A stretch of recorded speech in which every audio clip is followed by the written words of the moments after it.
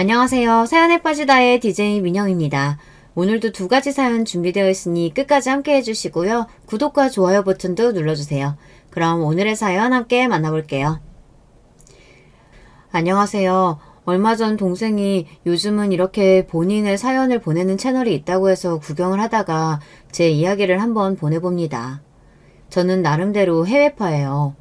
해외파라고 하기에는 외국에서 겨우 8살까지 살다 들어왔기에 반쪽짜리 해외파이긴 하지만요. 저희 아버지께서는 베트남에서 사업을 하셨고 저와 여동생 그리고 어머니까지 이렇게 네 가족은 오래전 베트남에서 함께 살았습니다. 어린 시절을 떠올리면 행복한 기억뿐이에요. 아버지께서는 커다란 리조트를 운영하셨는데 저희 가족의 숙소는 리조트 한켠에 있었어요.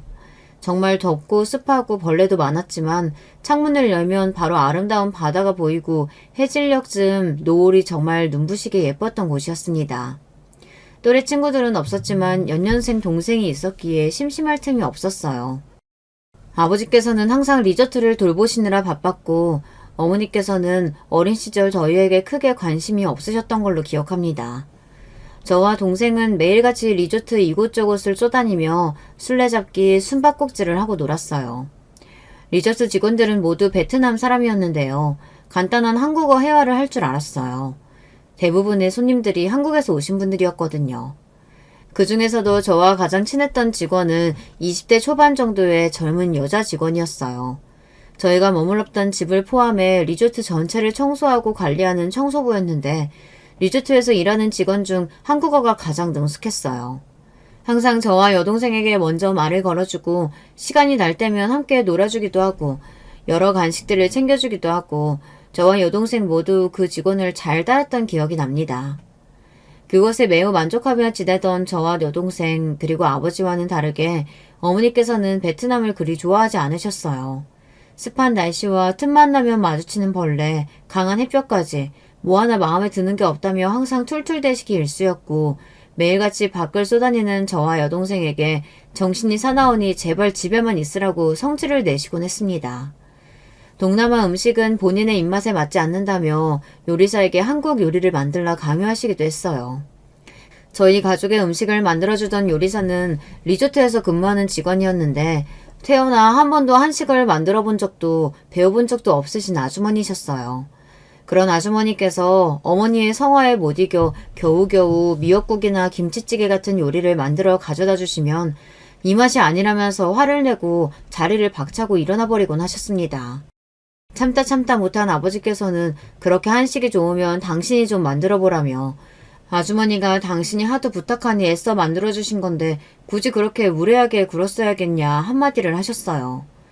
그러자 어머니께서는 기다렸다는 듯이 본인이 베트남에서 얼마나 불행한지 얼마나 한국으로 돌아가고 싶은지 울분을 토하셨습니다. 그런 말싸움은 날이 갈수록 잦아졌고 결국 아버지께서는 어머니의 한국행을 허락하셨어요. 다만 혼자서는 돌아갈 수 없고 저와 여동생을 데려가 돌보고 교육을 책임진다는 조건 하였습니다. 어머니께서는 몹시 기뻐하시며 캐리어에 짐을 싸셨어요. 콧노래를 부르시며 즐겁게 베트남을 떠날 준비를 하시던 어머니의 모습이 아직까지도 생생하게 기억납니다. 당연한 말이지만 저와 여동생은 베트남을 떠나고 싶지 않았어요. 한국인 핏줄에 한국어를 사용하긴 했지만 저와 동생은 한국에 대해 잘 알지도 못하고 그닥 관심도 없었습니다. 매일 바다 앞을 뛰어다니고 처음 보는 작은 동물, 물고기를 만나기도 하고 수영을 하기도 하고 항상 즐거운 일뿐이었던 곳을 왜 떠나고 싶었겠어요. 한국으로 가고 싶지 않다 떼를 쓰며 우는 저희들을 아버지께서는 다 너희를 위한 일이다. 분명 한국을 마음에 들어 할 거다. 이곳보다 훨씬 더 좋은 곳이라며 달래주셨습니다. 베트남을 떠나는 것 자체도 싫었지만 아버지와 헤어지고 어머니와 살게 된 것도 싫었어요. 앞서 말씀드렸듯이 저희 어머니께서는 저와 여동생에게 크게 관심이 없으셨거든요. 제 기억 속 어머니 모습은 항상 두껍게 화장을 하고 예쁜 옷과 액세서리로 본인을 치장하고 남들 눈에 본인이 어떻게 비쳐 보일지, 어떻게 하면 본인이 가진 것을 더 자랑할 수 있을지 그걸 매사에 고민하시는 분이었어요. 어린 아이들은 본능적으로 엄마를 좋아하고 따르기 마련이잖아요.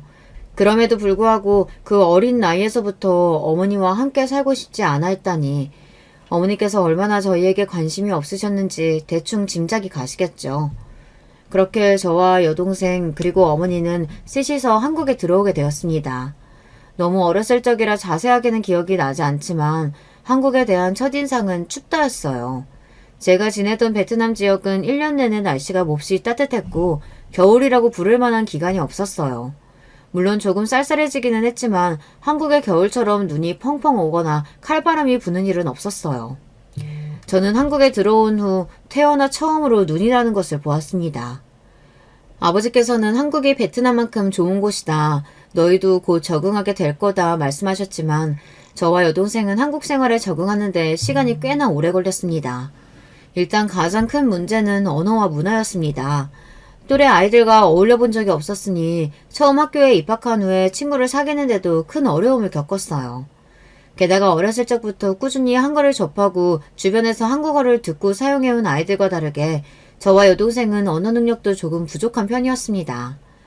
햇볕에 잔뜩 그을려 어두운 피부에 한국말도 어눌한 저와 동생을 학교 친구들은 일명 튀기라며 놀렸고 저희 엄마도 동남아 사람이냐 너네 나라도 돌아가라면서 모진말을 하기도 했습니다. 요즘에서야 다문화를 존중하고 그런 다른 인종을 비하하는 것을 금기처럼 여기지만 제가 어렸을 적만 해도 동남아 혼혈 아이들에게 튀기라고 부르며 놀리고 괴롭히는 문화가 있었어요. 여러분은 이 단어를 들어보신 적이 있으신가요? 요즘 와서는 거의 사용되지 않는 말이기에 조금 생소하게 느껴지실지도 모르겠어요. 저와 동생은 혼혈이는 아니었지만 어린 아이들이 보기에는 꼭 그렇게 느껴졌던 모양이에요. 아무리 선생님께서 아이들에게 하지 말라 말씀을 하셔도 친구들의 괴롭힘은 끊이지 않았고 그렇지 않아도 낯선 곳에서 적응하기 힘들어하던 저와 여동생은 어머니께 학교가 가고 싶지 않다, 베트남으로 돌려보내달라 울며 떼를 썼습니다. 너네는 한국 사람이야. 한국 사람이 한국에 살아야지. 그런 후진 나라에 뭐하러 들어가려고 하니? 수준에 맞게 애들하고 어울려야 너네도 비슷한 수준이 되는 거야. 쓸데없는 소리 하지 말고 들어가서 공부나 해. 어머니께서는 정말 전형적인 공주님이었어요. 나이를 아무리 드셔도 소녀 시절에 머물러 있는 느낌이었달까요. 부잣집에서 외동딸로 태어나신 어머니께서는 어린 나이에 아버지를 만나 결혼을 했고 결혼 후 바로 아버지를 따라 베트남으로 출국을 하였습니다. 결혼 전에는 친정에서 친정 부모님의 수발을, 결혼 후에는 리조트에서 직원들의 수발을 받으며 평생 손에 물 한 방울 붙여본 적이 없으신 분이었어요. 한국으로 들어온 후에도 일주일에 서너 번씩은 집안일과 요리를 해주는 아주머니께서 집을 방문하셨고 어머니께서는 손가락 하나 까딱하지 않으시고 매일 소파 위에 드러누워 홈쇼핑을 보시거나 친구들과 이리저리 놀러다니기 바쁘셨습니다. 어머니께서는 살림뿐만 아니라 본인의 자식들에게도 별 관심이 없으셨어요. 자식들이 낯선 환경에 적응을 하든 못하든 학교에서 또래 친구들과 어울리지 못하고 괴롭힘을 당하든 말든 어머니에게는 전혀 중요한 일이 아니었습니다. 그저 매일 정해진 시간에 학교에 갔다가 사실 멀쩡히 집에 돌아오기만 하면 된다고 생각하시는 것 같았어요. 제가 어떤 생각을 하고 어떤 행동을 하며 다니는지에 대한 일말의 궁금증도 없어 보였죠. 어린 저는 매일매일 베트남을 그리워했어요. 다정하신 아버지와 저를 잘 챙겨주던 직원 언니, 맛있는 음식들과 매일매일 즐거웠던 바다. 그러나 인간은 적응의 동물이라고 하잖아요. 시간이 지날수록 제 기억은 흐릿해져 갔고 저와 여동생은 점점 한국 생활에 적응을 하기 시작했습니다. 조금 부족했던 언어 실력은 중학교에 입학할 때쯤 되자 다른 아이들과 거의 차이가 나지 않을 정도로 발전했어요. 처음엔 좀 어색하게 느껴졌던 한국 문화와 풍경도 6년여의 시간이 지나자 언제 그랬냐는 듯 익숙해지더라고요. 그런 환경을 버틸 수 있었던 것은 방학마다 찾아갔던 베트남의 영향도 컸어요. 여름방학, 겨울방학마다 저희는 베트남을 찾아 아버지와 시간을 보냈습니다. 처음에는 어머니께서도 함께 오셨지만 언제부턴가 저희만 보내기 시작하셨어요. 그때부터 저와 여동생은 아버지와 어머니의 사이가 예전 같지 않다는 것을 어렴풋이 느끼고 있었습니다. 아버지의 리조트는 매번 방학에 방문할 때마다 점점 규모가 커지고 화려해졌어요. 방문객이 많이 늘고 있었고 덩달아 아버지께서도 많이 바빠 보이셨습니다. 아버지께서는 저희에게 어머니 이야기를 거의 하지 않으셨는데요. 어느 겨울방학의 마지막 날 밤 잠에 들기 전 지나가듯 얘기를 꺼내셨어요. 처음 너희 엄마가 한국으로 가겠다는 말을 했을 때부터 이렇게 될 줄 알았다며 너희를 엄마 손에 떠맡겨서는 안 됐다면서요.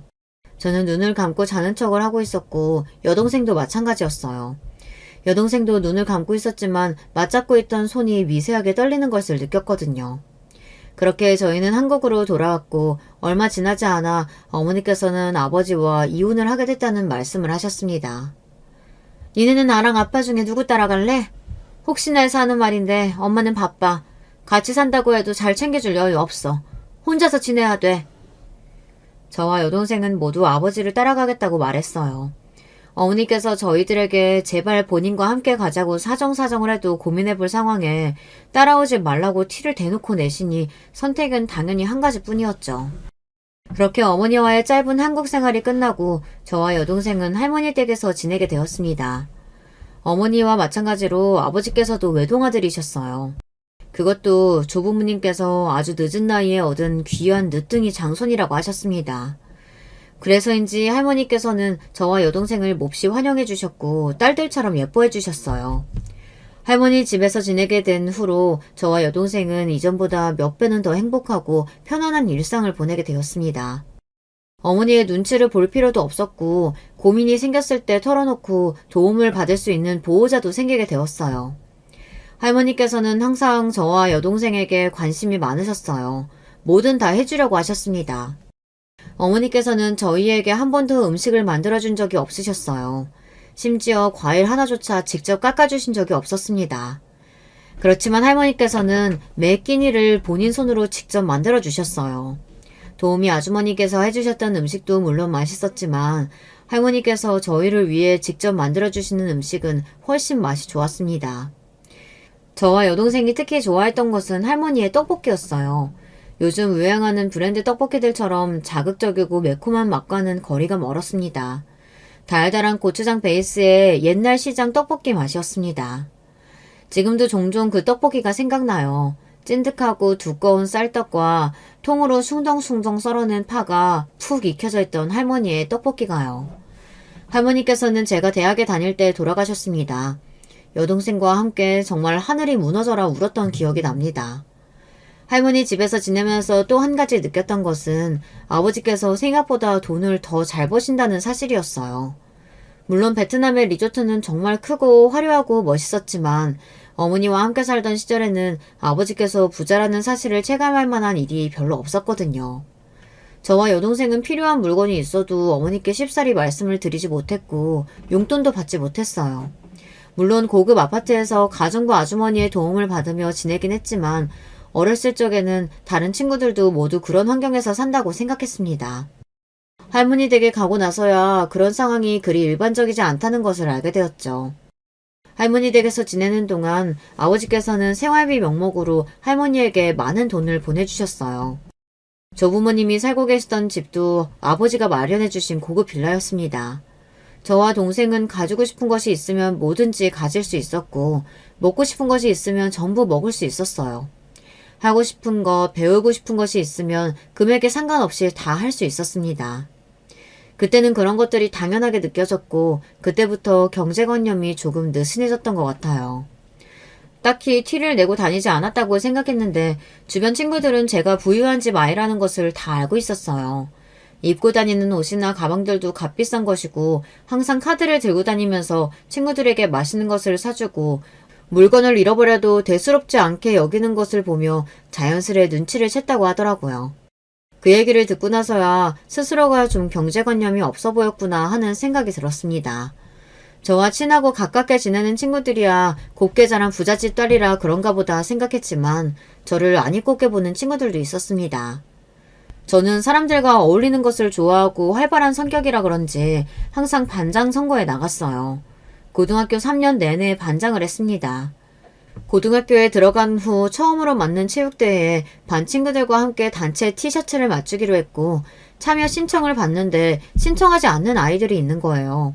당시 저로서는 신청하지 않는 아이들이 모두 경제적으로 어려움이 있기에 그렇다고 판단을 내렸어요. 반장이었기에 충분히 그 아이들에게 단체 티셔츠를 사줄 만한 명목이 있다고 생각했습니다. 지금 와서 생각해보면 주제넘는 행동으로 보일 수 있었던 것 같아요. 도움을 받는 상대의 입장을 먼저 묻지도 않고 한 선행이었으니까요. 제가 아무리 좋은 마음에서 좋은 의도로 하고자 한 일이었더라도요.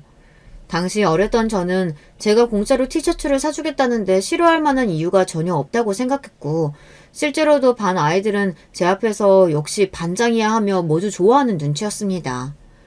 그렇게 일이 잘 해결되었다고 생각했지만 나중에 그 아이들이 저에 대해 하고 다녔던 이야기를 듣게 되었어요. 자기가 잘 살면 얼마나 잘 산다고 사람을 거지 취급하냐.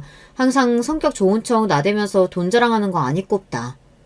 처음 그 이야기를 듣고는 몹시 충격이었고 그 뒤로 성격이 조금 변하게 된 것 같아요. 모든 사람들이 친절을 베푼다고 해서 그 친절을 긍정적으로만 바라보지 않는다.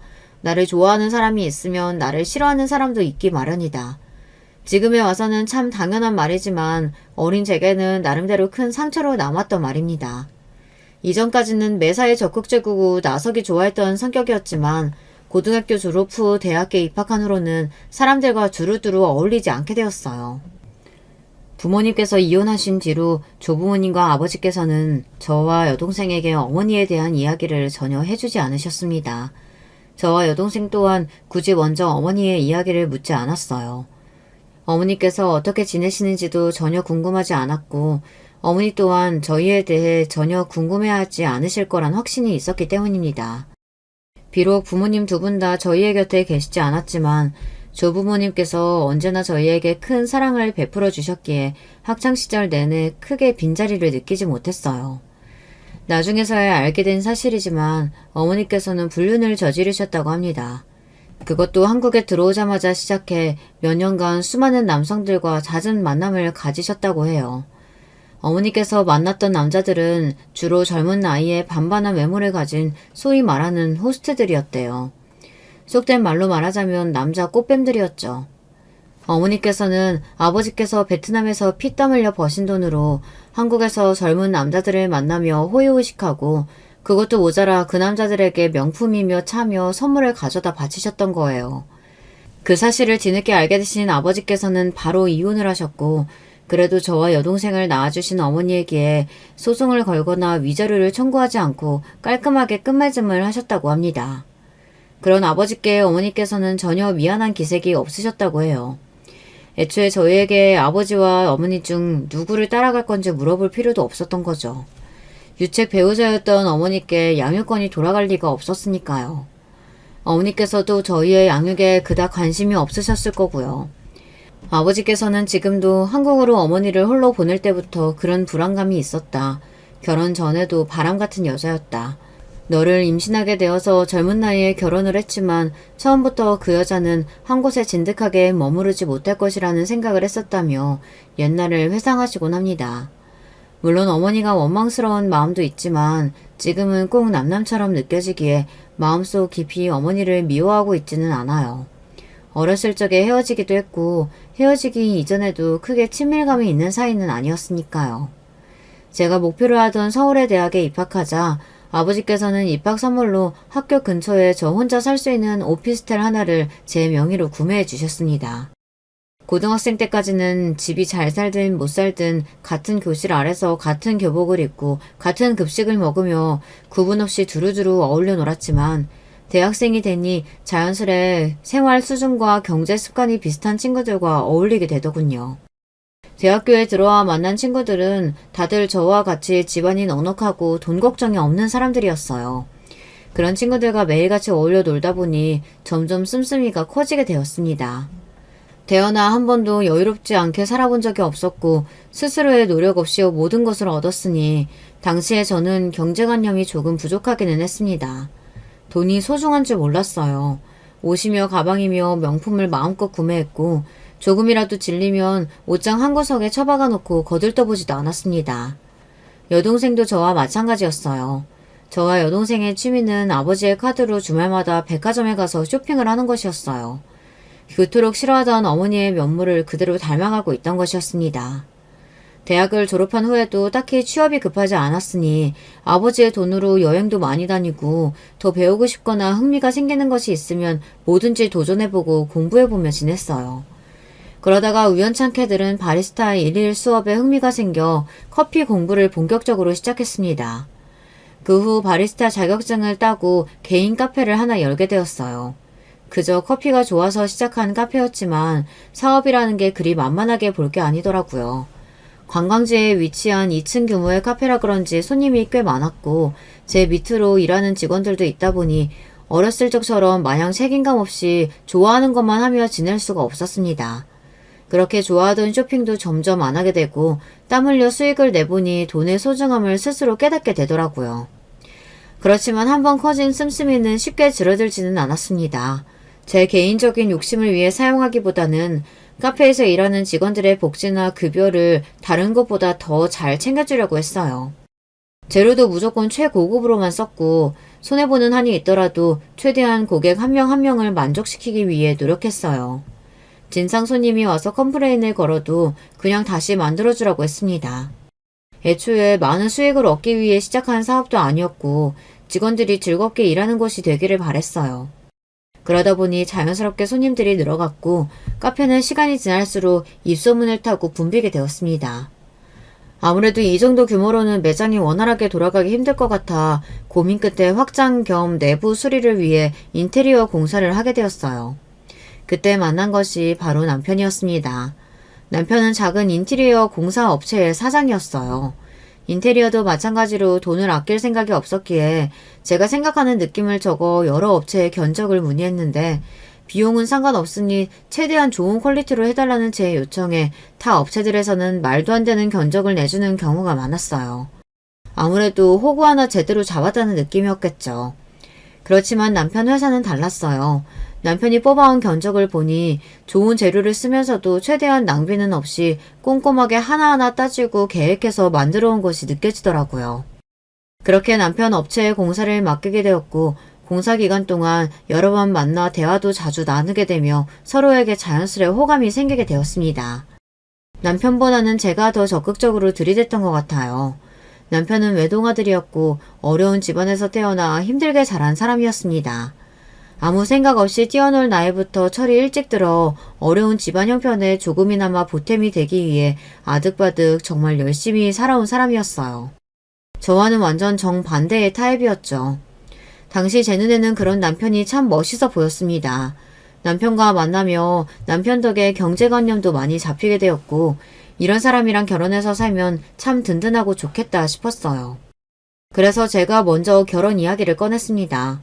남편이 운영하는 인테리어 업체는 몹시 작은 규모였고 공사도 자주 맡는 편이 아니었기에 돈을 많이 벌지도 못했어요.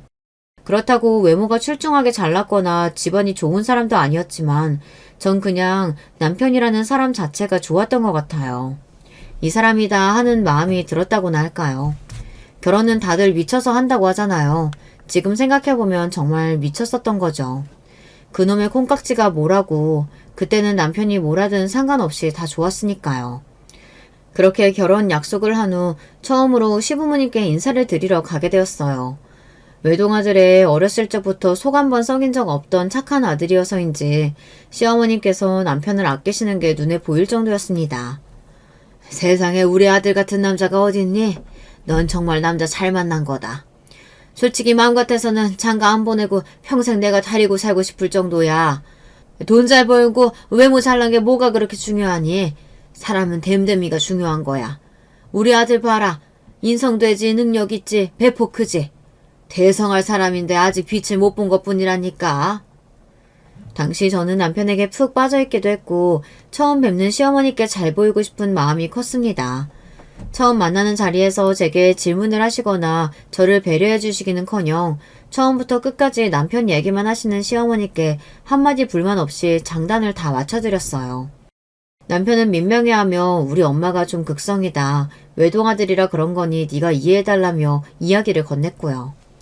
전 그런 남편에게 내 눈에도 멋있는데 직접 낳아 키우신 어머니 눈에는 얼마나 멋있겠냐며 시어머니 말씀 전부 이해간다, 괜찮다 답해주었어요. 시댁에서는 집이라든가 혼수를 지원해 주실 형편이 전혀 아니었기에 자연스레 신혼집과 혼수 모두 제 쪽에서 준비하게 되었습니다. 정확히 말하자면 저희 아버지께서 감사하게도 제게 지원을 해주신 것이었죠. 아버지께서는 제가 결혼한다는 소식에 몹시 기뻐하시며 신혼집으로 넓은 아파트를 사주셨어요. 남편에게는 차까지 선물해 주셨습니다. 남편뿐만 아니라 시어머니, 시아버지께도 예단을 엄청나게 해갔습니다. 시어머니께서는 돈이 중요한 게 아니다. 네가 이런 것들을 해온다고 내가 뭐 너한테 고맙다, 아쉬운 소리 할 줄 알았냐 하시면서도 예단을 거절하시지 않고 받으실 건 다 받아가셨습니다. 지금 와서 생각해보면 시어머니께서 그런 반응을 보이셨을 때 바로 결혼을 뒤엎거나 했어야 했는데 제가 너무 안일하기는 했어요. 저는 어렸을 적부터 결혼식에 대한 로망이 있던 사람이었어요. 그렇기에 얼마가 들든 상관없이 고급스럽고 휘황찬란한 호텔에서 꽃장식을 예쁘게 해놓고 식을 진행하고 싶었습니다. 그러나 제 이야기를 들으신 시어머니께서는 쓸데없이 너무 사치스럽다. 도대체 꽃장식 같은 걸 왜 해야 하냐. 동네 식장에서 하든 호텔 식장에서 하든 결혼식은 다 똑같은 거다. 필요 없는 곳에 돈 쓰지 말고 그 돈 아껴서 저축이나 해라. 핀잔을 주셨어요. 신혼여행도 마찬가지였습니다. 저는 당연히 유럽이나 하와이 등 휴양지 쪽으로 오래 다녀올 생각이었는데 시어머니께서는 신혼여행은 당연히 제주도로 가야 하는 것 아니냐며 한국 사람이 한국 관광지를 사랑해야지 어딜 외국을 나가냐. 너 외국 살다 와서 그런 거냐. 그러면 안 된다. 외국을 해야 된다.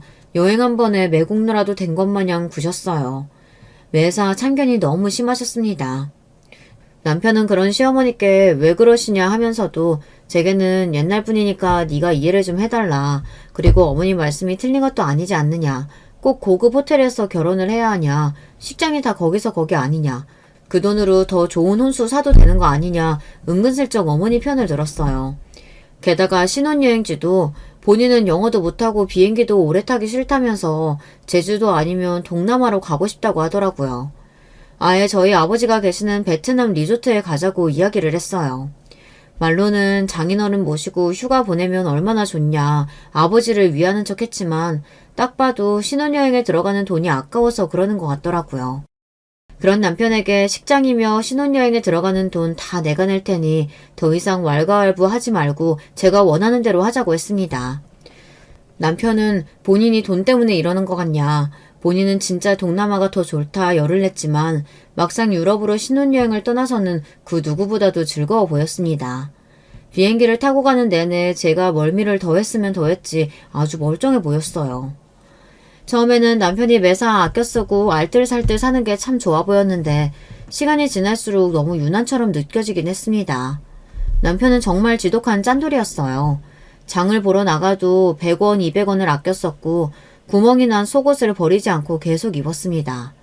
저는 그런 남편에게 내가 사줄 테니 제발 그 속옷이며 양말이며 다 가져다 버려라 잔소리를 했지만 남편은 아직 멀쩡한 것들을 왜 버리냐며 달아서 해질 때까지 알아서 잘 입을 테니 신경 쓰지 말라고 하더라고요.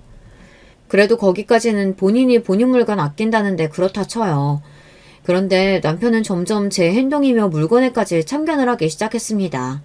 남편은 말끝마다 저에게 부잣집 딸이라 그런가 개념이 없다라는 말을 달고 살았어요. 정확하게 말하자면 경제 개념이요. 남편은 제가 생각할 때는 전혀 사치가 아닌 소비도 전부 사치로 치부해버리고 저를 몰아세웠어요. 적어도 사치라고 한다면 명품 가방이나 비싼 차, 한 끼에 몇십만 원씩 하는 오마카세 정도는 되어야 하는 거 아닌가요? 남편은 겨울을 맞아 새로운 패딩을 사거나 오랜만에 만나는 친구들에게 좋은 식사 대접 한 번을 해도 모두 쓸데없는 소비라고 혀를 찼습니다. 저는 그런 남편에게 내가 돈이 부족하거나 없는 사람도 아니고 이왕 사는 김에 오래 쓸 수 있는 좋은 브랜드의 옷으로 사는 게 그렇게 문제냐. 그리고 오랜만에 만나는 친구 반가워서 비싼 밥 한 번 대접해 줄 수 있는 것 아니냐. 당신은 왜 그렇게 매사에 아깝다는 말을 달고 사냐 따졌지만 남편은 그런 제게 역시 부잣집 공주라 그런가 일반인들의 생각을 이해 못한다며 항상 비꼬기만 했습니다. 시어머니께서도 마찬가지였어요. 언제나 입이 마르고 닳도록 남편만 칭찬하기 바쁘셨고 저는 매번 잔소리와 핀잔을 들어야 했습니다. 얘가 부잣집 딸이라서 그런가, 부잣집 딸이라 이런 걸 모르나, 부잣집 딸이라 이런 걸 이런 식으로 하나. 그놈의 부잣집 딸 타령. 부잣집 딸이라는 이 네 글자에 이골이 날징형이었어요. 괜히 얼굴 붉히고 싶지도 않고 어차피 대화도 안 통할 것 같아 열을 내기보단 적당히 맞장구를 쳐주니 시어머니께서는 더 신이 나서 이야기를 하시곤 하셨습니다. 우리 아들이 얼마나 성실하고 능력이 좋은지, 어려운 환경에서도 얼마나 열심히 노력하는지, 앞으로 성공할 일만 남았다. 인성되지, 능력되지, 거기다 절약정신까지. 뭐 하나 빠지는 게 없으니 곧 대성할 거다. 너 결혼 한번 정말 잘한 거다. 우리 아들 같은 남자 전 세계를 뒤져봐도 없다며 침까지 튀기며 열반을 토하시는데 참 할 말은 많았지만 굳이 입 밖으로 꺼내지도 않았습니다. 그러면서 시어머니께서는 제게 너는 솔직히 부모 잘 만나서 그런 거지 네가 무슨 능력이 있느냐며 그러다 아버지 사업 망하면 너도 땅바닥에 나앉는 거 시간 문제다. 그러니 돈 함부로 쓰지 말아라. 우리 아들 등골 빨아먹을 생각은 추워도 하지 말라면서 으름장을 놓으셨습니다. 참 웃긴 게 사실 따지고 보면 등골 빨아먹는 건 제가 아니라 그렇게 잘났다는 시어머니 아들이었어요. 결혼 후에도 남편 인테리어 사업은 잘 될 기미가 보이지 않았어요. 결국 보다 못한 제가 남편에게 투자를 해주기로 했거든요. 남편은 그 투자금으로 계약을 따냈다고 큰소리를 떵떵 쳤지만 나중에 알고 보니 그 돈으로 시어머니께 아파트를 사줬더라고요. 본인이 살고 있는 집이며 차, 게다가 본인 부모가 사는 집까지 전부 제 주머니에서 나온 돈이면서 어쩜 그렇게 뻔뻔할 수가 있었는지요. 그렇게 참다 도저히 이렇게는 못 살겠다는 생각이 들었어요. 그래서 결국 저는 남편에게 이혼을 선언했습니다. 투자금이며 당신 차며 전부 다 내놔라. 우리 이제 갈라서자 큰 소리를 치니 남편은 그제서야 태도를 싹 바꾸고는 갑자기 왜 그러냐. 내가 그동안 좀 심했다. 당신 같은 여자랑 결혼한 건 내 인생 최대의 행복이라며 비위를 살살 맞추기 시작했습니다. 시어머니도 마찬가지였어요. 남편에게 이혼 얘기에 대해 전해들었는지 갑자기 우리 아가 하며 되지도 않는 칭찬들을 쏟아내시더라고요. 그 뒤로도 한동안 두 사람은 제 앞에서 항상 비위 맞추기 바빴고 솔직히 그 모습이 그닥 믿음직스러워 보이지는 않았어요. 사람이 어디 그렇게 쉽게 변하나요? 그렇지만 외국에 계시는 아버지께 이혼 소식을 알리면 걱정이 많으실 것 같기도 하고 그래도 내가 선택한 남편 시댁인데 이 정도면 참고 살만하겠다 싶어서 결국 이혼을 철회하게 되었습니다. 그러던 어느 날 아버지께 연락이 왔어요. 무슨 일이시냐 여쭤보니 한국에 들어오셨다고 하더라고요. 다름이 아니고 이제 국내에도 사업을 해보려고 한다. 강원도 쪽에 호텔형 펜션을 지을 생각인데 너네 남편이 인테리어 한다고 하지 않았냐. 계약을 남편한테 맡겨보는 게 어떻겠냐. 아버지께서 먼저 제안을 해오셨습니다. 굳이 거절할 것 없는 제안이기는 했어요. 남편이라고 하더라도 만약 제 생각에 그닥 신뢰가 가지 않는 사람이라면 굳이 그런 중요한 일을 맡기지 않았겠죠. 하지만 제가 처음 남편과 교제를 시작하게 된 이유도 남편의 성실함과 일에 대한 진지함을 보고였으니까요.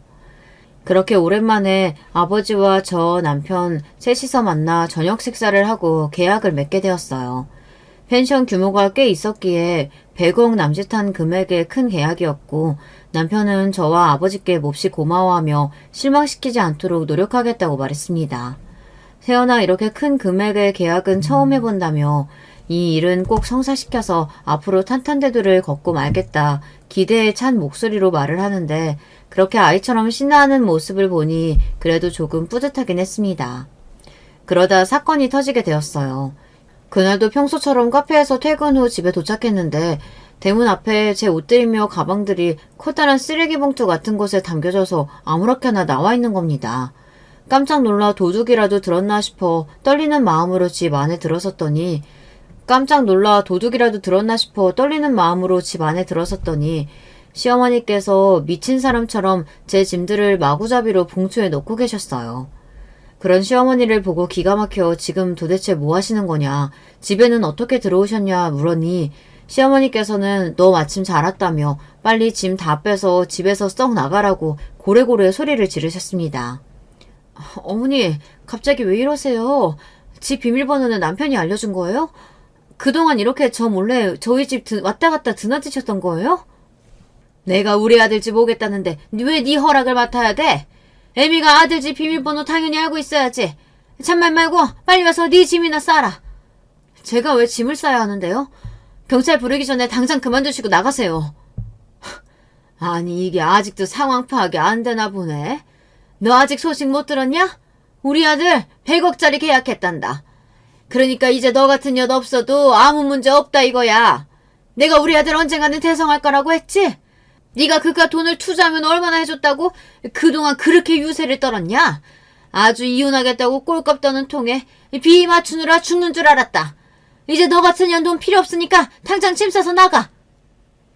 시어머니 입에서 쏟아지는 말에 정말 황당하다 못해 어이가 없었어요. 알고 보니 그동안 제가 없는 틈을 타서 아침 저녁으로 저희 집에 드나드셨던 모양이더라고요. 게다가 남편은 저에 대한 불만을 전부 다 시어머니에게 일러바치고 있었습니다. 그렇게 제 앞에서는 불만 없는 척 저랑 결혼해서 정말 너무 행복하다 입에 발린 소리를 해대더니 카페 일 별로 바쁘지도 않으면서 본인 밥도 안 차려주고 집안일이라고는 제대로 할 줄 아는 것도 없고 빨래며 청소며 하나도 못한다고 남편이 시어머니께 하도 투정을 부려서 시어머니가 아침마다 제가 출근하고 나면 집에 오셔서 청소를 해주셨던 겁니다. 그동안 제가 모르는 사이에 시어머니께서 제 집에 드나들었다는 상상만 해도 너무나 소름 돋고 끔찍했어요.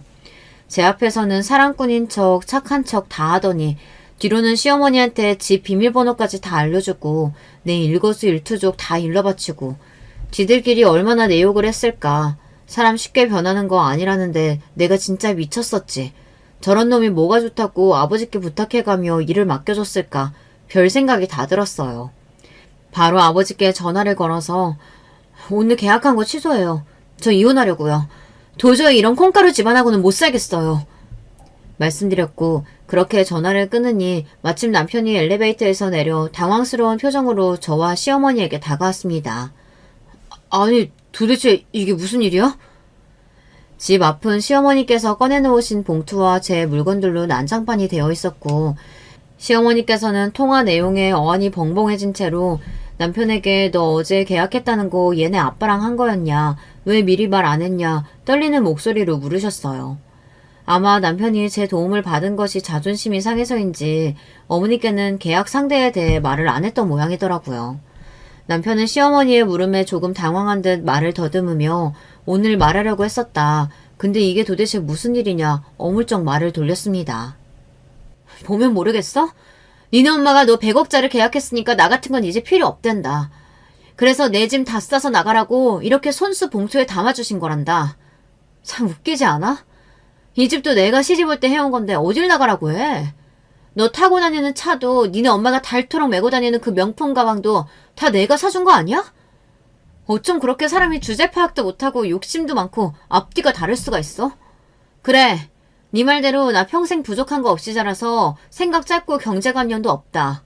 그렇지만 너처럼 앞뒤 다르게 살진 않아. 남이 베푼 도움에 고마워할 줄도 알고 남한테 배울 줄도 알고. 근데 넌 뭐야? 가진 건 개뿔도 없으면서 매일 불평 불만. 솔직히 내 덕에 지금까지 얼마나 많이 얻었니? 집이며 차며 재산이며 심지어 공사 계약이며. 근데 이걸로도 만족이 안 돼? 뒤에서 너네 엄마랑 둘이 나 씹어대느라 얼마나 즐거웠어? 그렇게 불만 많았으면 차라리 나한테 이야기를 하지 그랬어. 내 앞에서는 그렇게 설설 기면서 다 맞춰주더니 뒤로는 어머니한테 하나부터 열까지 다 일러바치고 있었어? 참 한심하다. 그 나이 먹고 내가 당신 같은 인간 뭐가 좋아서 내 젊음이랑 돈 낭비하면서 같이 살았는지 모르겠다. 당장 이 봉투에 네 짐 싸서 나가. 그렇게 좋아하는 니네 엄마한테 도와달라고 하면 되겠네. 오늘부터 우리는 완전히 남남이야. 계약은 당연히 취소고.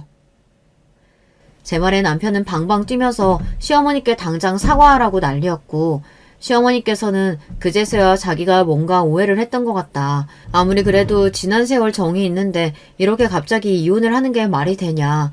내가 너무 들떠가지고 실수를 했다.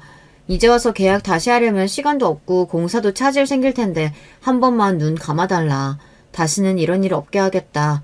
앞으로 절대 찾아오지도 않고 아무 참견도 안 하고 말 그대로 죽은 듯이 살 테니 이혼만은 다시 생각해주라며 무릎을 꿇고 싹싹 빌더라고요. 저번에도 그러셨는데 제가 그 말을 어떻게 믿어요. 지금이야 어떻게든 상황 모면하면서 눈물 연기하면서 싹싹 빌겠죠. 하지만 또 변할 거잖아요. 안 그래요?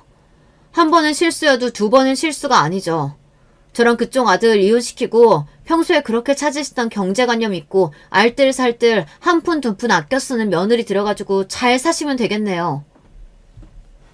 제 말에 아니다. 이번엔 진짜 다르다. 정말 잘못했다. 한 번만 용서해달라.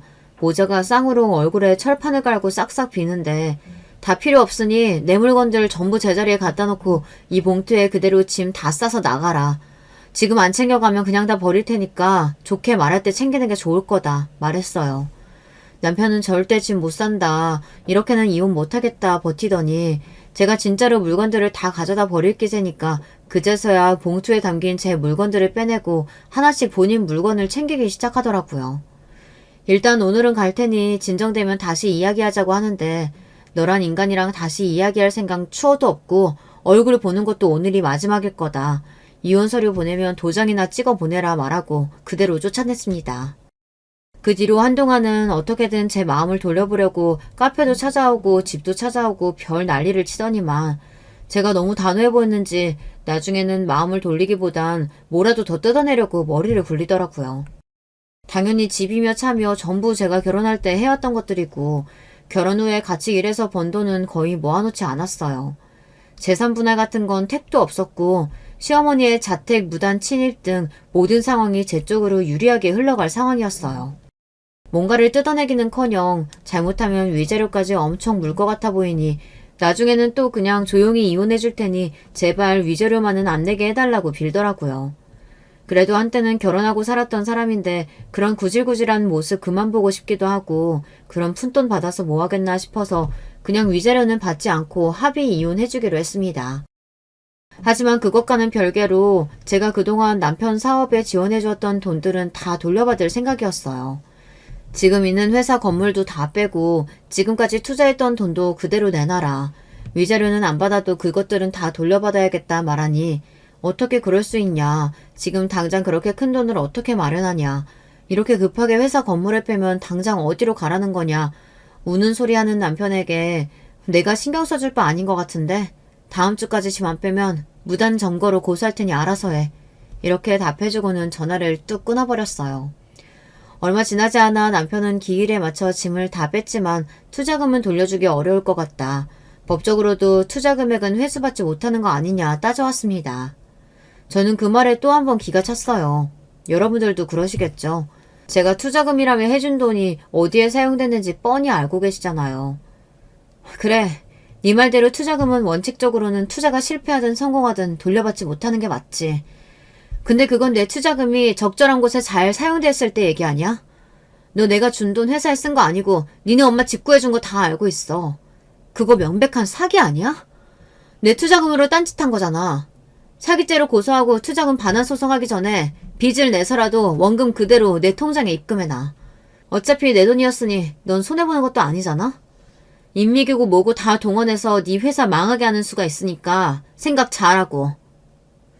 남편은 또 그제서야 상황 파악이 됐는지 덜덜 떨리는 목소리로 내가 잘못했다. 당신이 그걸 알고 있을 줄은 정말 몰랐다. 제발 시간을 좀 달라 빌기 시작했지만 저는 더는 들어줄 가치가 없다 생각해 전화를 끊어버렸어요. 만약 기일을 맞춰 돈을 보내지 않으면 정말 소송까지 갈 생각이었는데 어찌어찌 기간에 맞춰서 계좌에 입금을 하기는 했더라고요. 아마 빚을 낸 거였겠죠. 소송에 들어가게 된다면 그쪽도 변호사 선임 비용 등 돈 들어갈 곳이 많다고 생각했을 테고 소송 결과도 절대 본인에게 유리할 것 같지 않다는 판단이 들었을 거예요. 어찌되었든 돈을 어떻게 구해왔는지는 제 알 바가 아니었고 요구했던 조건을 다 맞췄으니 저와 남편은 그렇게 합의 이혼을 하게 되었습니다. 흔히 말하는 돌싱이 되었지만 저는 아직 젊은 나이라고 생각해요. 아이도 없고 다시 시작하기에 능력도 있고 시간도 충분하고요. 다만 한동안은 혼자서 마음 편하게 지내고 싶습니다. 운영하던 카페는 여전히 잘 되고 있지만 다른 사람에게 운영을 넘기고 아버지께서 새로 시작하는 호텔을 제가 맡아서 경영해보기로 했어요. 그렇지 않아도 아버지께서 고민이 많으셨다고 하더라고요. 매번 아버지께서 직접 베트남에서 한국을 왔다 갔다 하실 수도 없는데 주변에 믿을 사람이 없다면서요. 이렇게 새로운 일도 시작됐으니 정말 새 마음으로 새 출발하기 딱 좋은 시기라고 생각합니다. 새로운 인생의 시작인 저와는 다르게 아마 전 남편은 인생 내리막길이 시작됐겠죠. 빚이며 회사 건물이며 어떻게 해결했을지는 전혀 모르겠네요. 이혼하고 한동안은 근황이 조금 궁금하긴 했으나 이제는 별 생각 없어요. 평생 동안 본인의 잘못된 판단과 헛된 욕심으로 뻥 차버린 기회를 떠올리며 지독한 후회 속에 살아갔으면 하는 마음뿐입니다. 이번 일로 그쪽도 겪은 게 좀 있기야 하겠죠. 사람이라면요. 그렇지만 본성 어디 안 간다고 앞으로도 크게 변하진 않을 것 같긴 합니다. 사람이 어디 그리 쉽게 변하나요? 변할 사람이었다면 제가 처음 기회를 줬을 때 변하고도 남았겠죠. 어찌되었든 본인들이 선택한 결과이니 잘 감내하며 살길 바랍니다. 얼마 전 오랜만에 만난 여동생이 이 채널을 보고 있기에 재밌어 보여 물었더니 사람들이 본인 이야기를 올리는 곳이라며 언니도 이런데 한번 써보는 게 어떠냐 하기에 사연을 쓰게 되었어요. 그닥 남한테 자랑할 만한 이야기는 아니지만 어찌되었든 나름대로 속 시원하게 끝맺음을 했으니 스스로도 지난 세월을 돌아보고 새로운 인생에 대해 다짐할 수 있는 계기가 될 겸 해서 적어보았습니다. 이제 호텔 정식 오픈이 얼마 남지 않았어요. 좀 더 공부도 많이 하고 열심히 준비해 볼 생각이에요. 돌이켜보면 제가 부모 잘 만나 참 운 좋게 살아오기는 했습니다. 이 모든 것을 제게 주신 아버지께는 항상 감사한 마음이에요. 자랑은 아니지만 남편에게 돌려받은 투자금은 전부 복지센터에 기부를 했습니다. 애초에 남편에게 줄 때부터 제 손을 떠난 돈이라고 생각했거든요. 제 새로운 인생 시작을 위해 좋은 마음으로 전액 기부를 했습니다. 이 기부가 부디 좋은 밑거름이 되어주기를 바라요. 앞으로도 제가 가진 것들이 당연하다 생각하지 않고 남들에게 더 베풀고 더더욱 겸손하게 살기 위해 노력하겠습니다. 아버지께 패기치지 않기 위해 일도 열심히 할 거고요. 여기까지 제 긴 이야기 들어주셔서 감사합니다. 여러분의 남은 인생에도 앞으로 더 좋은 일만 가득하시길 바랄게요. 안녕하세요. 저는 직장을 다니는 두 아이의 엄마입니다. 제 이야기를 들려드리고 싶어 사연을 씁니다. 저는 직장에서 남편을 만났습니다. 남편이 먼저 고백을 하여 사귀게 되었고 결혼까지 갔습니다. 상견례에서 시어머니는 저를 못마땅해 하는 티를 내셨습니다. 남편보다 제가 나이가 더 많다는 이유였지만 저는 상관없었습니다. 시어머니랑 살 거 아니라고 생각했기 때문이었죠. 그렇게 열심히 직장 생활과 신혼 생활을 보내다가 딸이 생겼습니다. 시대의 흐름에 따라 저는 퇴사를 했고 눈에 넣어도 아프지 않을 사랑스러운 딸이 태어났습니다. 시어머니는 첫째가 딸이라며 탐탁치 않아 하셨지만 남편은 딸을 품에 안고 감격에 젖어 울기까지 했습니다. 첫째가 태어나고 3년 뒤에 아들도 태어났습니다. 그때쯤 시어머니는 손주인 아들을 봐주시겠다는 명분으로 올라오셨습니다. 그러다 어느 순간 본인 집을 처분하시고 저희 집에 그대로 눌러앉으셨습니다. 시어머니와의 갑작스러운 합가 문제로 남편과 저는 크게 싸웠지만 결국 시어머니를 모시게 되었습니다.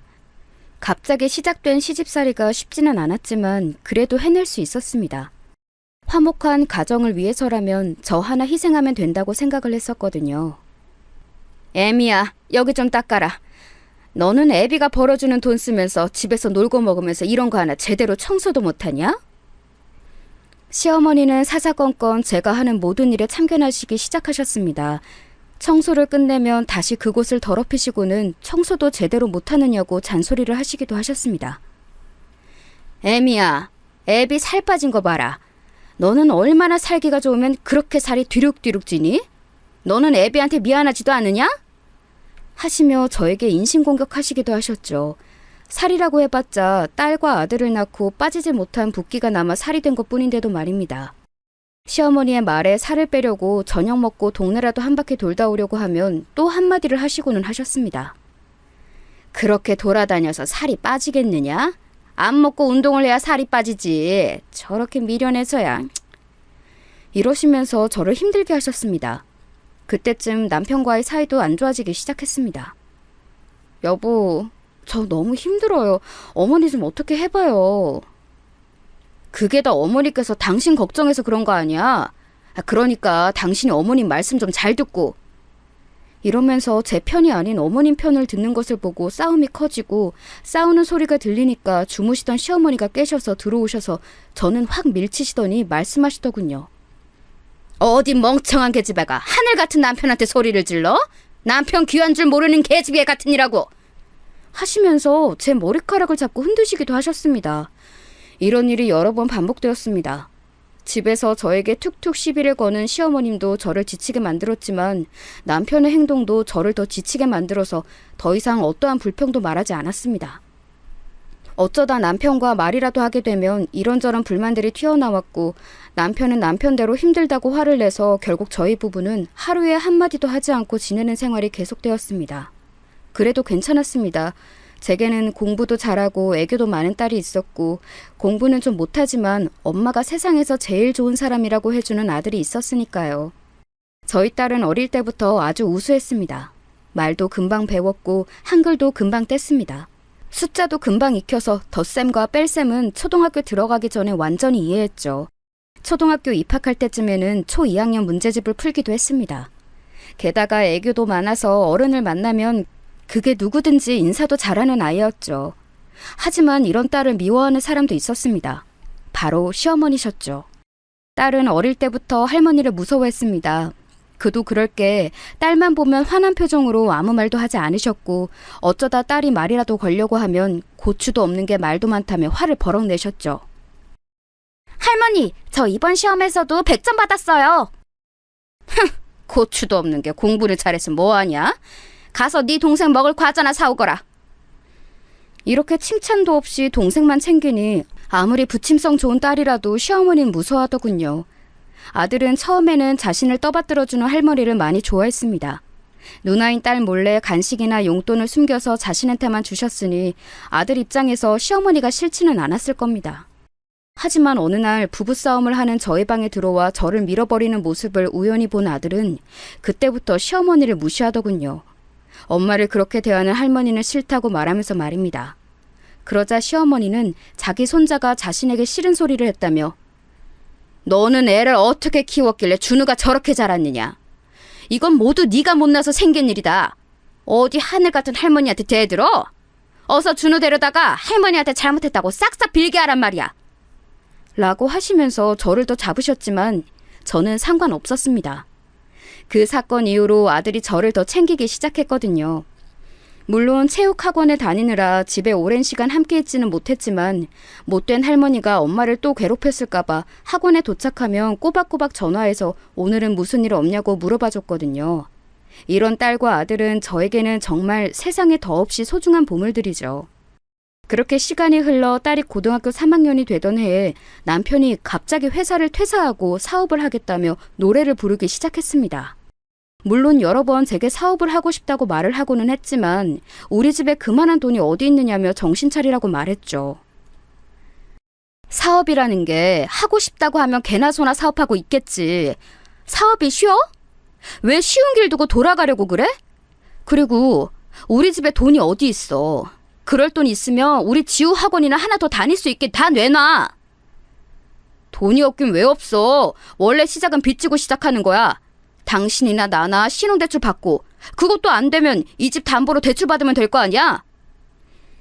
남편의 입에서는 정말 말도 안 되는 소리가 튀어나왔습니다. 집을 담보로 돈을 빌릴 생각을 하다니 이 집은 돌아가신 제 부모님께서 해주신 집이었습니다.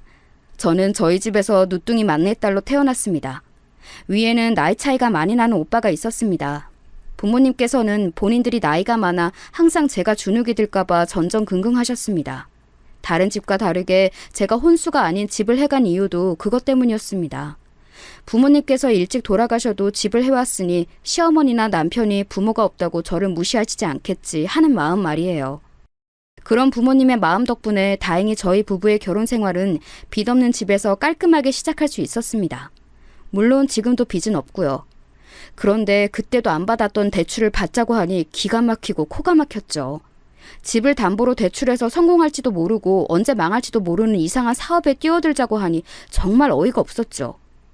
말이 사업이지 남편의 말을 듣고 제가 인터넷에 검색해보니 그냥 다단계였습니다. 물건을 싼값에 사서 비싼 값에 판다는 말도 안 되는 소리에 이 사람이 지금 제정신인가 하는 생각까지 들더군요. 처음에는 시어머니도 남편이 사업 타령에 그런 건 함부로 하는 게 아니라고 하시더니 어느 순간 남편의 꼬임에 넘어가셔서는 제게 얼른 집 담보대출을 받아서 돈을 넘기라고 윽박지르고는 하셨습니다. 그래도 남편과 시어머니는 함부로 집에는 손을 대지 못했습니다. 제 아버지가 저희 부부에게 집을 해주실 때 조건이 집을 제 명의로 한다는 조건 때문에 남편은 주택에 지분이 없어서 함부로 집을 담보로 대출을 받을 수 없었거든요. 그래서 그런지 시어머니의 독촉은 날이 갈수록 심해졌습니다. 어디 하늘 같은 남편이 남자로 태어나서 세상에 이름 한번 떨쳐보겠다는데 그걸 안 들어줘? 네가 그러고도 무사할 것 같으냐? 하시면서 제 머리카락을 잡고 흔드시다가 저를 패대기 치시고는 하셨습니다. 그래도 저는 굴하지 않았습니다. 꿋꿋하게 집 담보대출을 받지 않았어요. 남편 역시 하루는 저를 다그치고 하루는 저를 달래며 자기가 하려고 하는 사업이 얼마나 돈이 되고 좋은 사업인지 열정적으로 말했습니다. 그러니까 이게 돈이 안 되어 보여도 쏠쏠하다니까? 물건을 대량으로 사는 대신 저렴한 가격으로 물건 떼와서 시골에 필요한 노인들한테 파는 거라고. 일단 이걸로 미천을 벌고 그 돈으로 크게 사업 한번 하는 거야. 당신도 언제까지 이렇게 평범하게 살 거야? 사모님 소리 들으면서 살고 싶지 않아? 나는 그런 소리 필요 없어. 그게 바로 다단계야. 당신 그거 하면 사기꾼이 되는 거라고. 하고 남편에게 여러 번 이야기했지만 저도 남편도 서로를 설득시키지는 못했습니다. 남편은 결국 회사를 퇴사하고 받은 퇴직금으로 첫 사업을 시작했습니다. 남편의 첫 사업은 말 그대로 다단계처럼 보였습니다. 싸구려처럼 생긴 건강 안마기, 듣도 보도 못한 제약회사에서 만든 영양제 같은 것들을 사서 시골에서 사시는 할머니 할아버지에게 판다는 계획이었죠. 요즘 같은 시대에 그런 게 되겠느냐며 한마디 했지만 남편은 아랑곳하지 않았습니다. 될지 안 될지는 아무도 모르는 거라니까? 내가 해본다고 하잖아. 당신 돈 들어가는 일도 아닌데 왜 상관이야? 됐어. 상관하지 마. 내가 잘 되면 당신한테는 아무것도 없으니까 그렇게 알고. 이러면서 의기양양하게 말하고 일주일간 출장을 간다며 짐가방을 챙겨 휙 떠나버렸습니다. 출장이라고 해봤자 물건 떼러 가는 거면서 뭐가 그렇게 좋아 입이 귀에 걸려서 나가는지 그 꼴이 보기 싫어서 어딜 가든지 말든지 상관도 하지 않았습니다. 남편 아니어도 시어머니 때문에 머리가 아팠으니까요. 시어머니는 남편이 나가든 말든 여전히 저를 사사건건 꼬투리를 잡아 걸고 넘어지셨습니다. 남편이 새벽 일찍 물건 떼러 나가는데 일어나서 밥도 안 차려줬다며 구박하시고 남편이 힘들게 일하고 왔는데 잠이 오냐며 졸고 있던 제 얼굴 위로 본인이 마시고 있던 찬물을 뿌리기도 하셨죠. 사실 남편이 당장 일을 그만두고 퇴직금까지 말도 안 되는 사업한다고 안 가져다 주고 쓰는 바람에 제가 당장 일을 시작했거든요. 물론 경력도 단절된 50대 아줌마를 누가 써주겠어요. 그냥 동네 큰 슈퍼에서 계산대 일하면서 조금씩 생활비를 벌었죠. 그 생활비로 알뜰살뜰 딸 아들 학원 보내고 먹고 생활하고 있는데 시어머니는 여전히 제가 집에서 놀고 먹는 줄 아시니 기가 막힐 노릇이었죠. 그래도 어떻게 하겠어요. 우리 식구들 살려면 이렇게라도 해야 하니 그냥 꾹 눌러 참고 살았죠. 남편이 떼온 물건을 팔러 간다며 나가고 일주일이 지났을 때 시어머니는 제게 남편과 연락이 되지 않는다고 말씀하시더군요. 시어머니도 저도 남편에게 계속 전화를 걸었지만 받지 않더군요. 혹시나 하는 걱정스러운 마음에 경찰에 실종으로 신고하려고 했지만 경찰서에서는 성인 남성이기 때문에 조금만 더 기다려보시라는 소리만 되풀이했죠. 시어머니께서는 지금이라도 얼른 가서 찾아봐야 하는 거 아니냐고 저를 닥달하셨지만 현실적으로 불가능했습니다.